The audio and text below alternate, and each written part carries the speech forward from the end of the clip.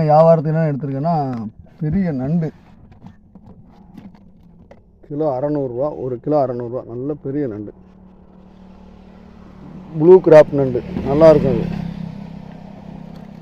இதுக்கு பேர் தான் ப்ளூ கிராப் நண்டு.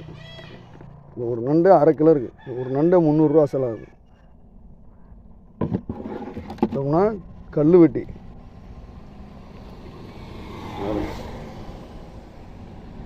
இதுக்கு பேர் கல் வெட்டி மீன். நல்லாயிருக்கும், முள் இருக்காது. திருக்க மீன் எடுத்திருக்கேன், பச்சை மீன், ஐஸ் இல்லாத திருக்க மீன். அது பார்த்தீங்கன்னா இது மாதிரி தேசப்பொடி நல்லாயிருக்கும், அருமையாக இருக்கும் மீன், நல்லா பெருசாக இருக்குது தேசப்பொடி. இதுனா மை கனவா